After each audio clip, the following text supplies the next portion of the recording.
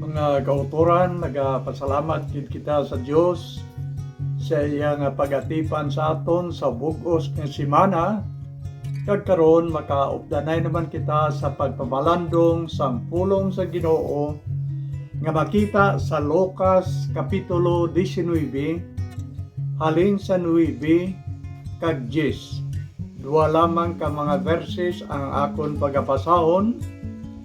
Kag diri nagasiling sa hiligaynon nga Bible, si Jesus nagsiling sa iya, ang kaluwasan nag-abot sa sining panimalay karon nga adlaw.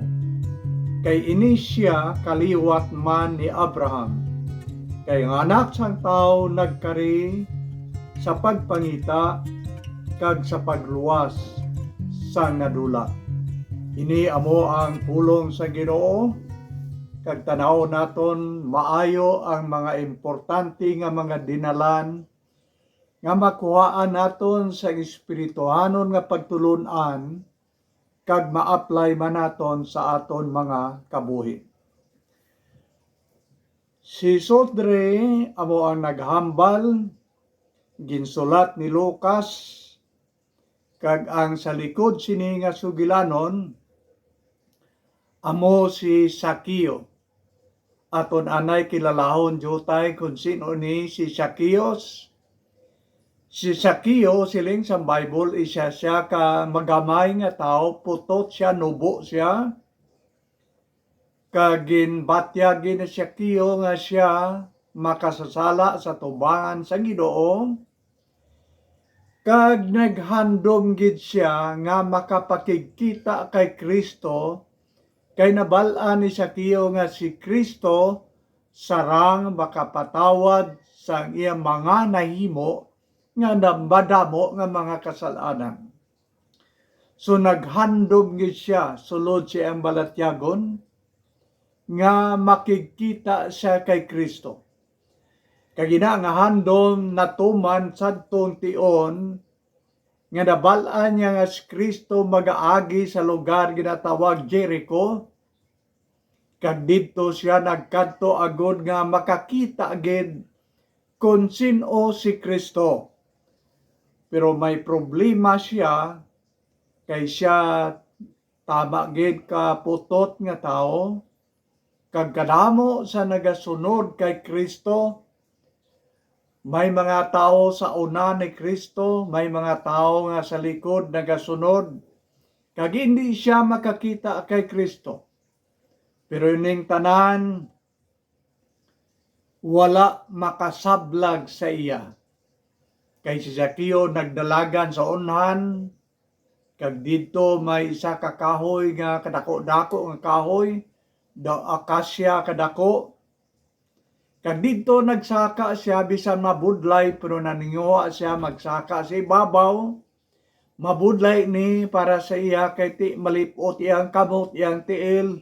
Kagway man siya maanad saka sa kahoy.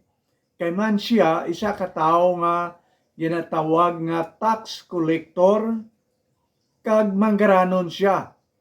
So wala siya maanad iya saka sa kahoy. Pero ining tanan nga kabudlayan, yang paninguhaan nga iyang madaog, kag sa ibabaw na siya nagatulok siya sa mga tao, kag dito makita niya na si Kristo. Pero si Jesus Christ, pag-abot niya sa amo nga kahoy, nabal-an niya gid iya nga si Sakio ato si babaw. Kay man si Kristo anak sang Dios, kag nakabalo siya sang tanan nga butang, so nabal-an niya nga si Sakio sa ibabaw, kag si Kristo nagtangla sa iya kag nagsiling, Sakios, panaog dayon, kay ako magadayon sa inyo sa imong balay sa siningation. Kag si Sakio nagpadalos-os dayon, nagpanaog siya, kag nakubtanay sila ni Jesus Christ pauli dito sa iyang balay.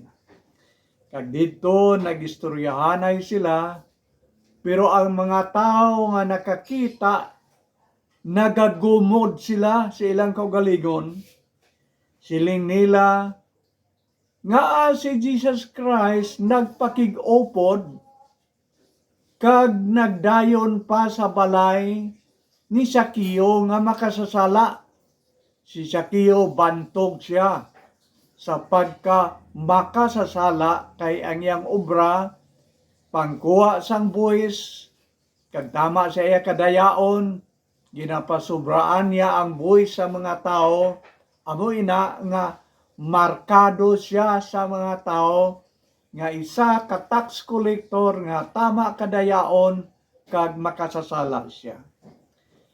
Pero sang dito sila nagaistoryahan ni Kristo sa ilang balay, nakita ni Kristo nga ini si Sakio nga tao nga tama ka makasasala kay dayaon siya, naghinulsol siyang sala kag nagbag-o ang iyang kabuhi.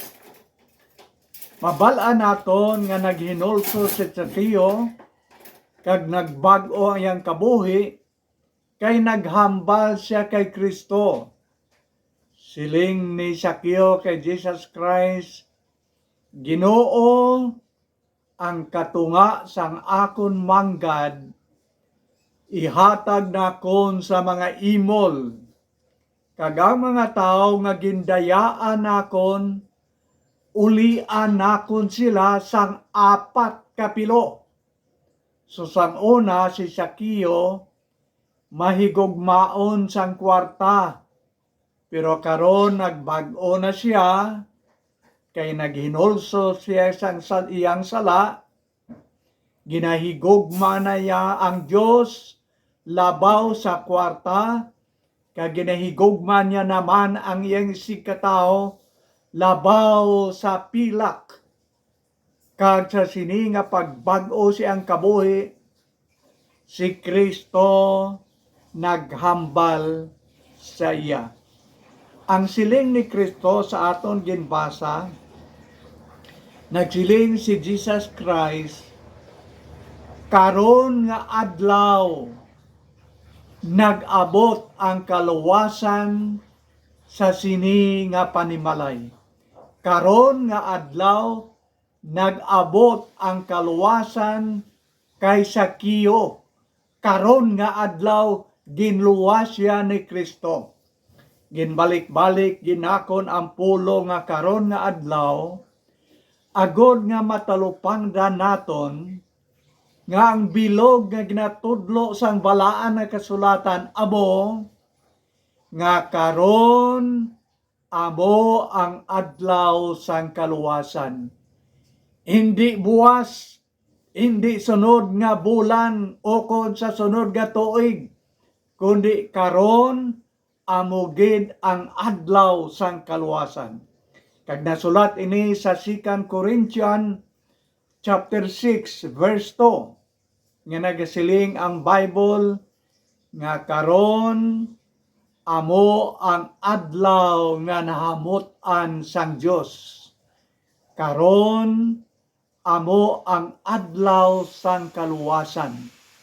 Dumdumon naton nga kun kaluwasan ang paghahambalan, ang Ginoo iya nagapabatyag sa aton nga karon amo ang pinakamaayo nga tion. Karon amo ang adlaw nga namut-an sang Dios, karon amo ang adlaw sang kaluwasan. Ang buot nga silingon amo nga karon nga tion dapat kita maghinulsol sa aton mga sala, aton isurrender ang bug-os naton nga kabuhi sa Dios, kag tuohan kag batonon naton siya subong karon kay base ang buwas hindi na mag-abot sa aton mga kabuhi. Dumdumon naton nga sa Hebro 9:27 nagasiling nga may adlaw nga namut-an sang Dios o kon gintalana sang Dios nga ang tao mapatay sa makaisa lang, kag sa tapos sina hukman siya sang Dios. It is appointed unto man once to die, and after that the judgment. So aton kuhaon sa aton hunahuna ang aton sayop nga hunahuna nga sa tapos ang kamatayon may tsansa pa kita nga luwason sang Dios. Hindi, sa tapos iya sang kamatayon hukman na sang Dios ang tao. Amo ina ang karon sang maayo pang aton lawas, maayo pang aton hunahuna, maayo pang aton balatyagon ang aton kabuhi, iintrigar na naton sa Ginoo. Kay kung mag-abot na ang kamatayon, wala na sang tsansa. Kay man tapos siya sang kamatayon, hukman na kita sang Dios. So amo ina nga karon gid ang panahon nga kita dapat makaangkon sang kaluwasan sang aton mga kalag. Donbo nato ang isa ka istorya. Kagini nga istorya makita naton sa Lucas 16. Istorya ini sang isa ka tawo nga manggaranon kag isa ka tawo nga imol nga iyang ngalan si Lazaro. Ang manggaranon diha wala masulat ang ngalan, pero ang imol ang iyang ngalan si Lazaro. Bisan siya imol pero may Diyos ang kabuhi. Ang isa ka tawo nga manggaranon, damo siya kwarta, damo siya pagkaon, pero isa lang kabuta nga wala sa iya, wala sang Diyos ang iyang kabuhi. Ang iyang Diyos amo iyang pilak, kagang manggad, dondomo naton nga hindi sarang makaluwas sa aton. Bisan pa ang bugos ng kalibutan aton, kag tama kita ka manggaranon, pero ina nga manggad hindi makasarang sa pagluwas sa aton. Kay man ang aton manuluwas, hindi ang aton manggad, kundi si Ginoong Hesus nga nagkari sa paghalad sa iyang kabuhi, agod nga maangko naton ang kaluwasan sang aton mga kalag. So, si Jesus Christ naghambal kay Sakio, at sila niya karon nag-abot ang kaluwasan sa sini nga panimalay. Okay, balik kita jotay kay Sakio o kon kay Lazaro. Si Lazaro nga imol, tapos siya napatay, kay nagabalatian na siya nga daan, gindala siya sang anghel sang Dios didto sa paraiso o kon didto sa langit. Kagang manggaranon nga si Lazaro napatay man, kag gindala sang anghel sang kamatayon didto sa impierno. Kag may ara siya nga pangabay. May pangabay siya. Ang una niya nga pangabay, nagasiling siya, Amay, magmaluluyon sa akon. Pagkadtoa diri si Lazaro, kayari ako nagaanto sang tama kainit sang kalayo. Kag itosnob niya ang iya nga tudlo sa tubi, agod nga mapabugnawan ang akon dila. Pero ang amay nagasiling, ang tagadira sa impierno hindi makakari diri sa paraiso, kagang diri sa paraiso kung sa langit hindi man makakadto dira. So ang iyang request kag pangabay wala matuman. Ikadua niya nga pangabay, nya amay kon mahimo, ipadala dito si Lazaro sa dota, balik sa dota, kay may mga utod pa ako dito nga nabilin. kag dapat makahibalo sila nga amo diri kabudlay agod nga magliso, maghinulsol man sila sa ila mga sala. Pero ang sabat sang may nagasiling nga hindi pwede nga ang mga patay magabalik sa dota kag amo ang magahatag sang mensahe sang kaluwasan. Nya didto na si Moses, didto na ang mga propeta nagapangwali na nungod sang mayong balita sang kaluwasan. Papamatian na lang ina ang imong mga uto dito. So wala gyapon ginsabat ang ikaduan niya nga pangabay. Amo ini nga ginhambal nakon kaina nga sa tapos ang kamatayon wala na sing tsansa nga ang tao maluwas. Tungod kay sa tapos ang kamatayon hukman sang Dios ang mga tao. So aton gidumdumon nga nagsiling si Kristo karon nagabot ang kaluwasan sakay Sakyo. Karon amugid ang adlaw sang kaluwasan. Hindi nga sa tapos sang kamatayon may tsansa pa ang tao nga maluwas. May mga huna-huna kagamo ini ang aton kaluyahon nga nagasiling kita sa aton kaugalingon nga daw may tsansa pagid ang tao nga maluwas tapos mapatay.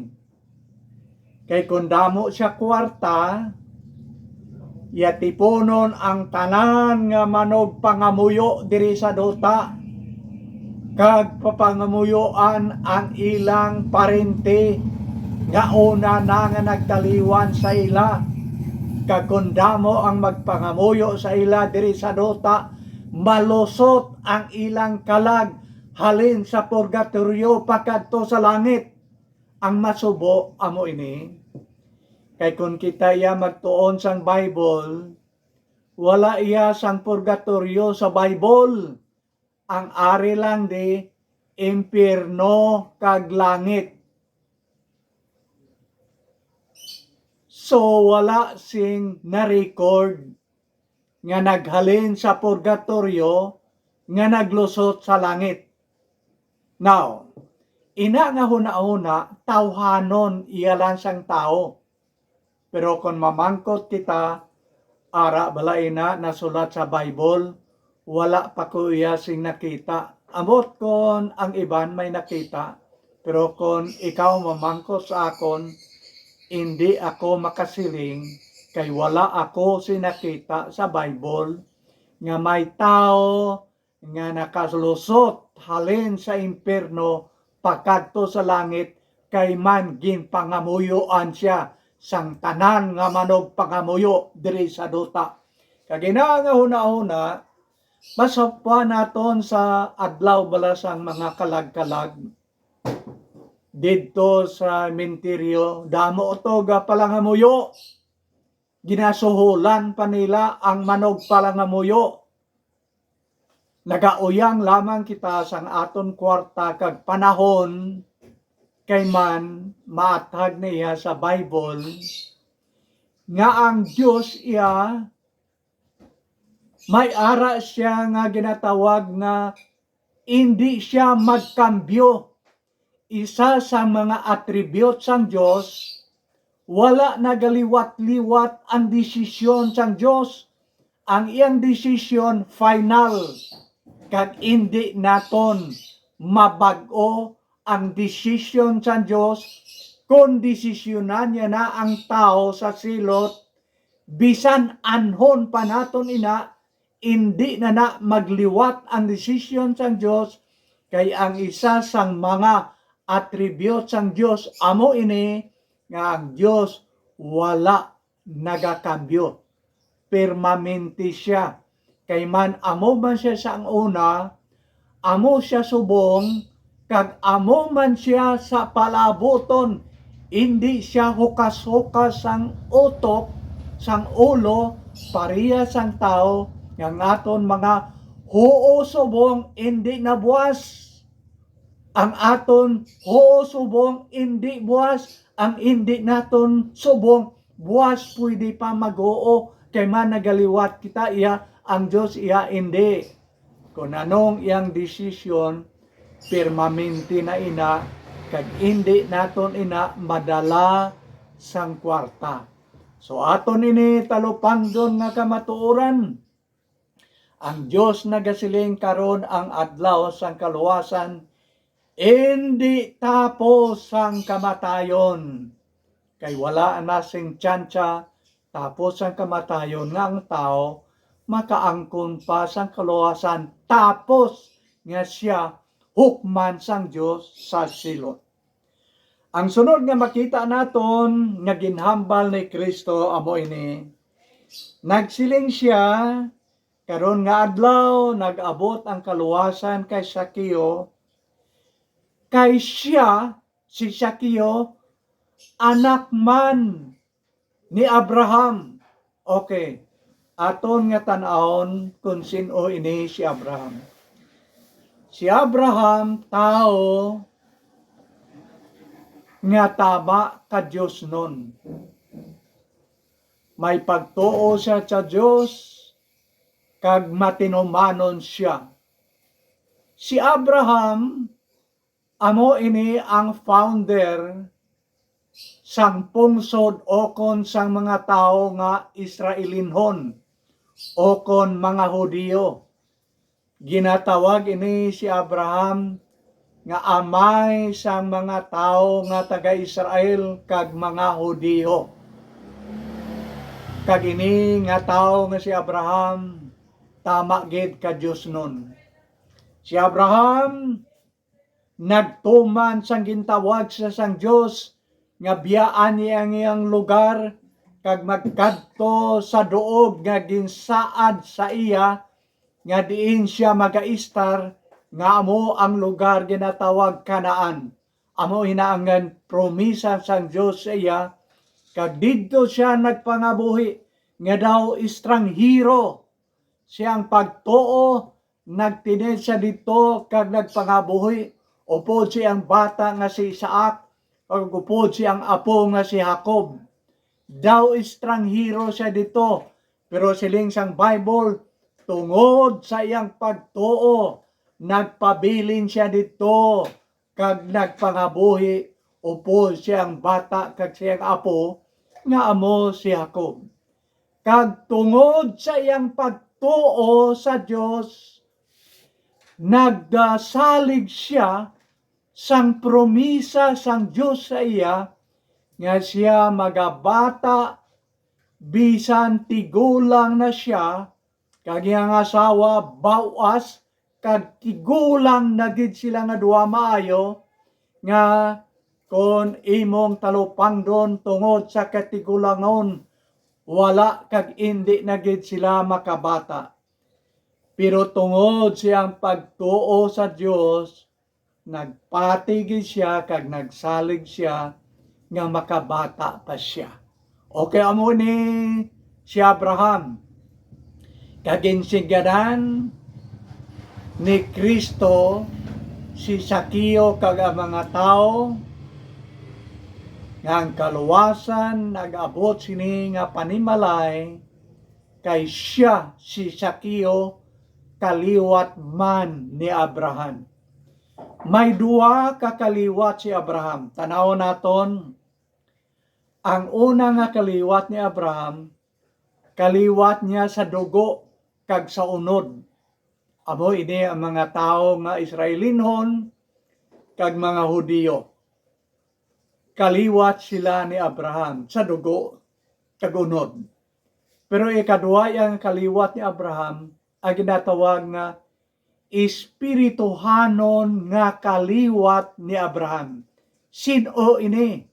Tungod kay si Abraham, tao nga puno sang pagtuo sa Diyos, sa amuman nga bagay, ang tanan nga nagatuo kay Kristo, makabig nga espirituhanon nga kaliwat ni Abraham. ang ginsiling ni Kristo dire nga ang kaluwasan nag-abot kay Sakio tungod kay siya kaliwat man ni Abraham. Kaliwat siya ni Abraham sa unod kay siya Hudiyo man, kag kaliwat siya ni Abraham sa espirituhanon nga sugilanon kay siya nagtuo na kag nagbaton kay Kristo. Kitang tanan nga mga tao subong nga nagtuo kay Kristo katulad kay Abraham, kita mga espirituhanon nga kaliwat ni Abraham kag makaangkon kita sang kaluwasan katulad kay Sakio nga nagtuo man kay Kristo katulad sang pagtuo ni Abraham. Karon nag-abot ang kaluwasan siling ni Kristo kay siya si Sakio kaliwat ni Abraham, kay siya nagtuo man katulad sang genuine nga pagtuo ni Abraham. Kagang sunod nga makita naton diri amo ini nagpadayon si Kristo sa paghambal sa bersikulo 10. Nagsiling siya, kay ang anak sang tao nagkari sa pagpangita. Ang anak sang tao, kung sa aton pa si Kristo, nga Diyos, nagpakatao, nahimo siya nga anak sang tao, paagi kay Virgin Mary. Siya nahimong tao, nagkari siya, nagpakatao siya, sa ano? Sa pagpangita. Ang Bible nagatudlo sa aton, nga kitang tanan katulad sang karniro nga nadula. Isaiah 53 versikulo 6. Kitang tanan katulad sang karniro nga nadula. Amo inang kabangdanan nga si Kristo nagpakatao, nagkari agod sa pagpangita sa aton kay kita nadula.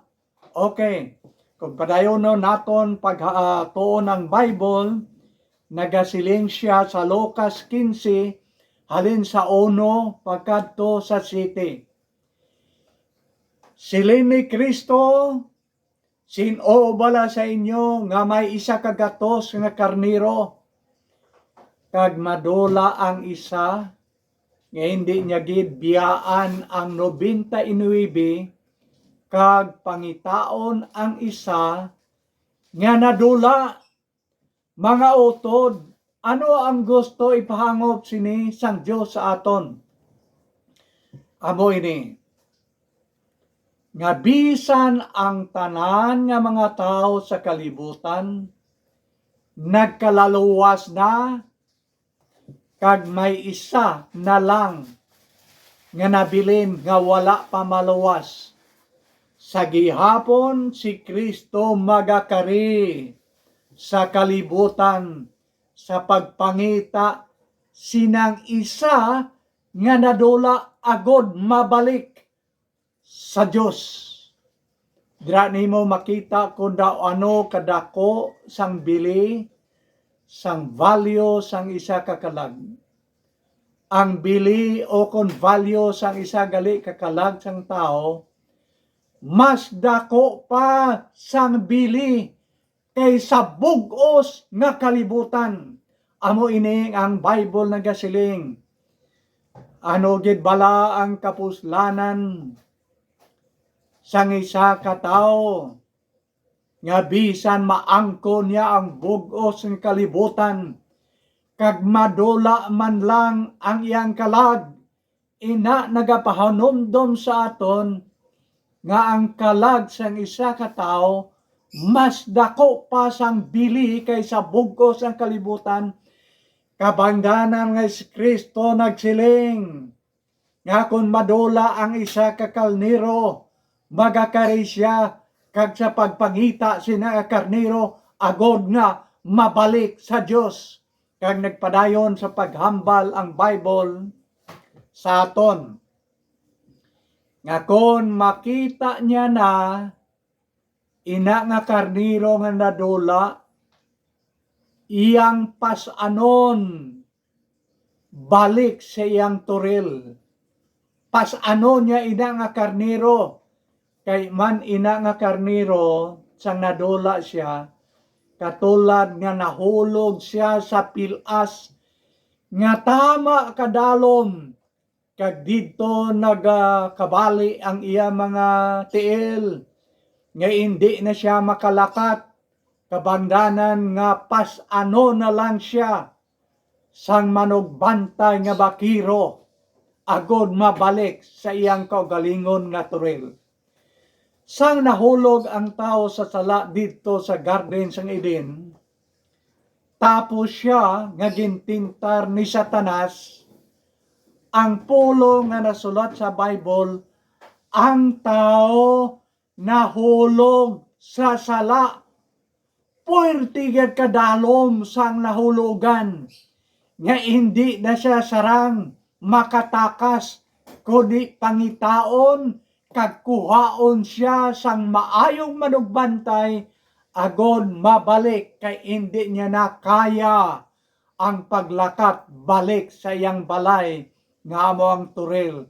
Nagadepende lang siya sa kaluoy sang iyang manugbantay, kag ang aton manugbantay amo si Kristo nga nahigugma kag naluoy sa aton, nga nagpangita sa aton, kag didto niya kita nakita sa bukid sang Kalbaryo sa cross, kag ang iyang ginpas-an ang bug-os nga sala sang kalibutan, kay kitang tanan nakasala kag nakabsan sang himaya sang Dios. Ang siling sang Bible, kung makita niya na ang karnero, iyang pasanon balik.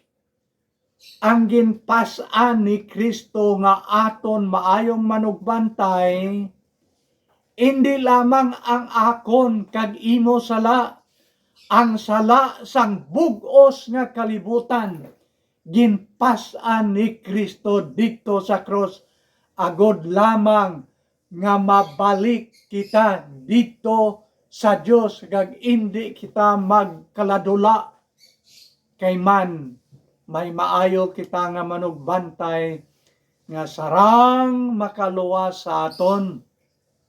Nagkari siya, ginpangita niya kita, kag sang nakita niya kita, iya kita nga ginluwas.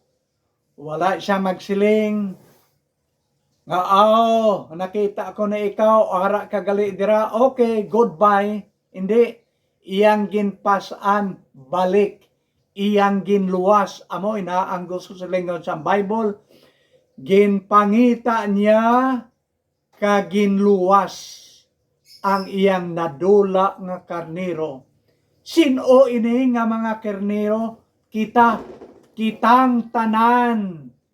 Kita ang nadula tungod sa atong sala, kag kita ang ginkari sang Dios, agod nga ang pangitaon, kag kita iyang luwason. Pero may isa ka problema, kay man ang Bible nagasiling man nga pangitaon naton ang Dios samtang may panahon pa. Ang aton problema amo ini, sino ang nagakabagay nga mangita? Ang Dios amo ang mangita sa aton, o kon kita amo ang sarang, o kun amo ang mangita sang Dios? Una, dondromo naton nga kita ang nadula. Ang nagkabagay nga mangita sa aton amo ang Dios, kay kita ang nadula. Ang Dios iya wala madula. So hindi nagakabagay sa insakto nga nauna nga kita ang mangita sa Dios, kay ang Dios iya wala man madula, permanente man nga ara siya. ara siya sa tanan nga duog, wala siya nadula, kita amo ang nadula.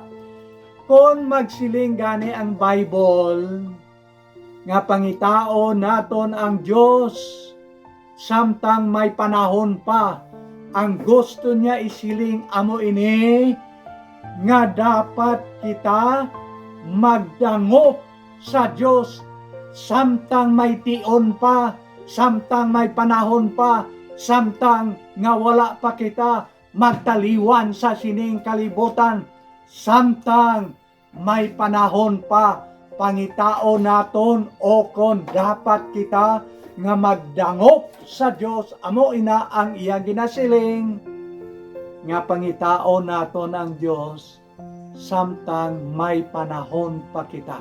Kagkaron amo ang husto nga panahon, karon amo ang husto nga tion, nga kita magdangop sa Ginoo. Kag sa aton nga pagtuo kag pagbaton kay Kristo, sulod sa aton mga kabuhi, katulad nga kita nagdangop kag nagsurrender sa aton mga kabuhi, dira sa may gugmaon kagamhanan nga kamot sang aton manuluwas ngamo si Ginoong Hesus. Mga utod, madamo gid ka salamat, kag kabay nga ang Dios magpakamayo gid sa aton tanan.